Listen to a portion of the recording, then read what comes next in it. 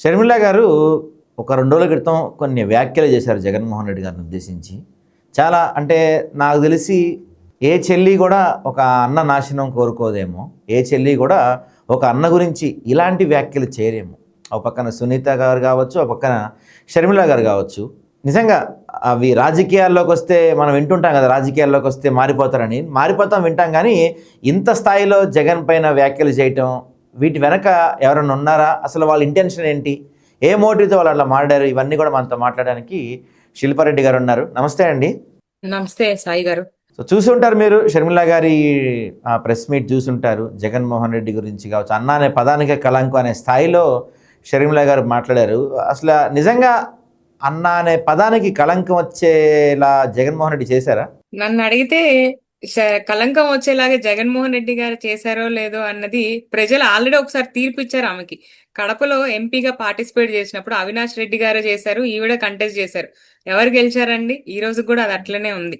కలంకం అన్న వర్డ్కే ఈమె పేరు చెప్తే కలంకం. ఎందుకంటే ఈ మేడమే తెలంగాణకు వచ్చి నాది అసలు నేను ఇదే నా స్టేట్, నాది మెట్టి నీళ్ళు ఇదే, పుట్టి నీళ్ళు ఇదే అన్నది. ఆమె నోటితో ఆమె చెప్పింది. నేను ఆంధ్రాలో అసలు ఏ పొలిటికల్ పార్టీ నడపను, నాకు సంబంధం లేదని. అలాంటి ఆవిడ ఆమె మాటకు ఆమె మర్యాద ఇచ్చుకోకుండా మళ్ళీ ఈ స్టేట్కి వచ్చింది. వచ్చిన ఆవిడ ప్రజలకు ఏమన్నా చేసిందా? చిన్న పిల్ల చనిపోయింది, దాని గురించి ఏమన్నా మాట్లాడిందా మేడం గారు? లేకపోతే ఇప్పుడు రీసెంట్ గా ఉస్తాద్ భగత్ సింగ్ టికెట్ల రేటు పెంచారు. ఎందుకు పెంచారండి? జియో 13 కి అగెయిన్స్ట్ గా ఉంది కదా అని క్వశ్చన్ చేయడానికి ఏమన్నా వచ్చారంటే ఏం లేదు.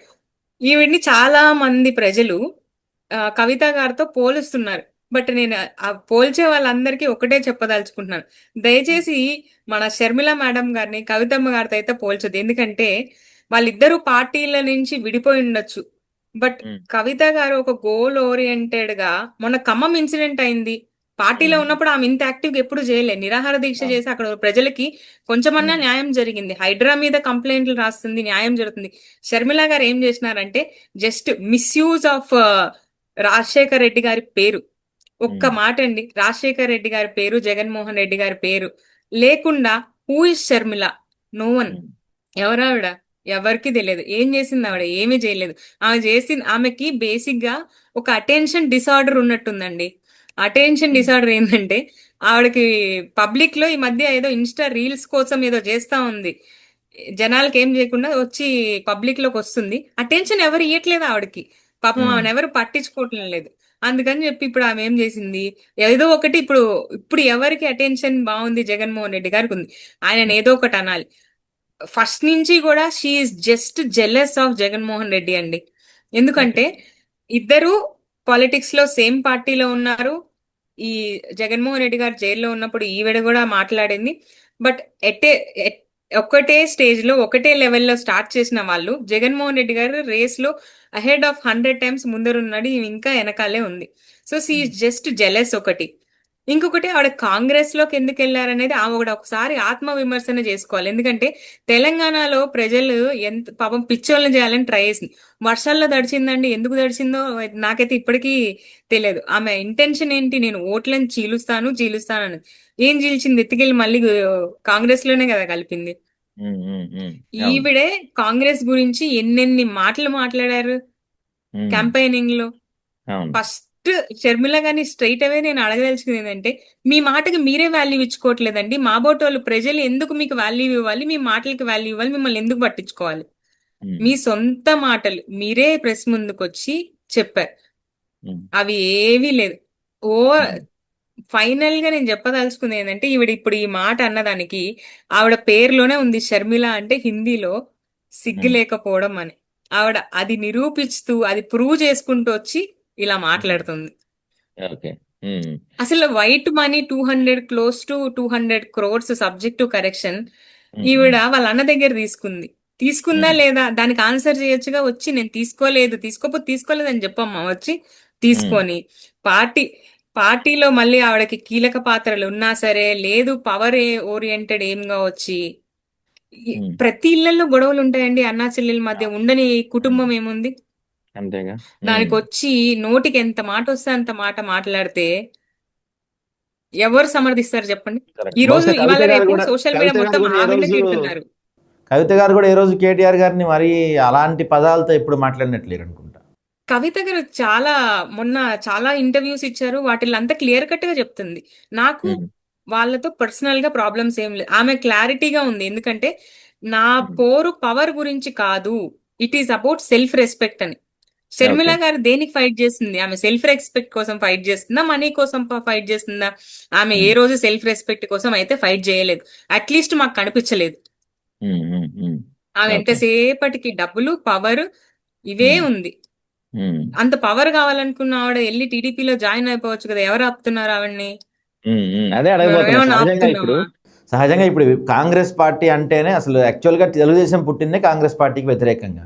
అలాంటి ఆమె ఇప్పుడు ప్రభుత్వంలో ఉన్న టీడీపీని వదిలేసి ఏం జరిగినా రాష్ట్రంలో ఎక్కడ ఏం జరిగినా దాన్ని ఆమె జగన్మోహన్ రెడ్డి గారికి ఆపాదిస్తూ ఉంటారు. మరి కాంగ్రెస్ పార్టీ పెద్దలకు కానీ కాంగ్రెస్ పార్టీ కార్యకర్తలకు కానీ ఆమె టీడీపీతో కలవటం ఇష్టం ఉందంటారు. నిజంగా ఒకవేళ వైఎస్ రాజశేఖర రెడ్డి గారు కనుక ఉండుంటే ఇప్పుడు ఎలాంటి పరిస్థితులు ఉండేవంటారా షర్మిల గారి విషయంలో? వైఎస్ రాజశేఖర రెడ్డి గారు అనుకుంటుంటే ఈవిడ అసలు బయటకు వచ్చేదే కాదు. ఉమ్, మైక్ ముందు కూడా వచ్చే అవకాశం వచ్చేది కాదు. ఉమ్, ఎందుకంటే ఆమెలో ఏమంటారు, నిష్పక్షపాతంగా పనిచేయడము, లేకపోతే బయాస్డ్ గా లేకపోవడము, అన్నెసెసరీ ఏమంటారు, ఫ్యాక్ట్స్ లేకుండా ఈ నోటికొచ్చింది మాట్లాడడం, ఇలాంటివన్నీ నాకు తెలిసి రాజశేఖర ఉమ్, రెడ్డి గారు ఉంటే చెల్లుబాటు అవేవి కాదు, జరిగేవి కూడా కాదు. ఉమ్, ఇక మీరు టీడీపీ గురించి మాట్లాడుతున్నారు. ఫస్ట్ ఆఫ్ ఆల్ వైఎస్ఆర్సీపీ పుట్టిందే కాంగ్రెస్ కి ఉమ్, ఎగెన్స్ట్ గా. అవునవును. ఈమె దాంట్లో కీలక పాత్ర పోషించింది. ఉమ్, మరి దాంట్లో ఉన్న ఆవిడ ఇప్పుడు, నేను ఒక పార్టీ ఉందండి, ఒక పార్టీలోంచి బయటికి వచ్చేసాను. ఎందుకు వచ్చాను? నాకు వాళ్ళకి అభిప్రాయాలు తేడా ఉండడం వల్ల వచ్చేసాను.